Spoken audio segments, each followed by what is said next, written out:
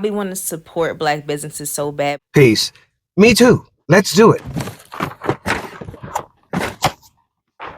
Ghetto gastro. Ghetto is a word of Italian etymology that was designated for areas where Jewish people lived. Only in the context of white supremacy is ghetto anti-black. Gastro is just related to the stomach, where food goes. And you say it's a BOP tart. The BOP in BOP tart is an acronym for Black-owned pastry, and a tart is just a pastry with filling. Y'all make it so hard. Like, why would I ever want to open up my cabinet in the morning for breakfast and have the brand say ghetto gastro? I watched this whole video to find out what it was that this company did that was so anti-black that made them so undeserving of black support. As it turns out, you just didn't like the name. And y'all do stupid shit like release a brand called Ghetto Gastro and say the product is called a BOP tart. I went through the comments to see if anyone had actually tried them. And the people who did try them said that they were bussin'. And some of them only tried them when they went on discount. Whole time y'all out here buying expensive coffees from anti-black corporations with names that you don't know the meanings of. For all you know, Frappuccino Macchiato could mean your mama got ashy feet. You see, in a room alone, black folk don't care about things like the word ghetto. It's only when we think about how names like this will make us look to Dwight Man and Karen that they suddenly become stupid. And you may say, well, I'm black and I personally think it's stupid. In what context? Again, if you remove white supremacy from the context, you also remove the negative connotation of the word ghetto. Y'all are embarrassed because of the white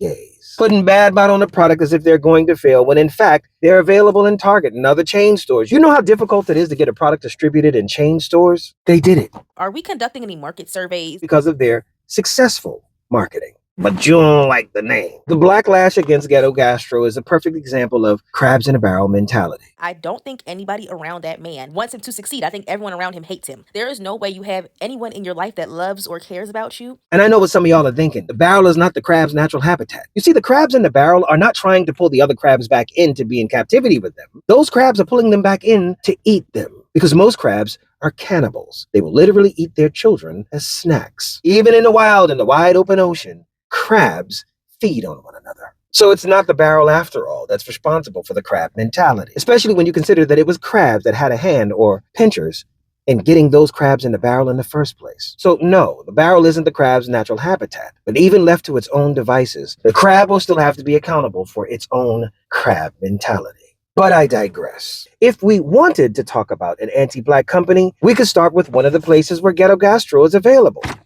Target had to settle a lawsuit for using criminal background checks as a means of discriminating against potential black and Latino hires. Yet I don't see y'all calling Target stupid. Now, I haven't tried these yet, but I'm going to, and I will give you my honest opinion on whether I like them or not. I'm not saying you got to support a product just because they're black. You should like the product. I'm just saying if we are truly in our minding our own black business era, that includes supporting black business.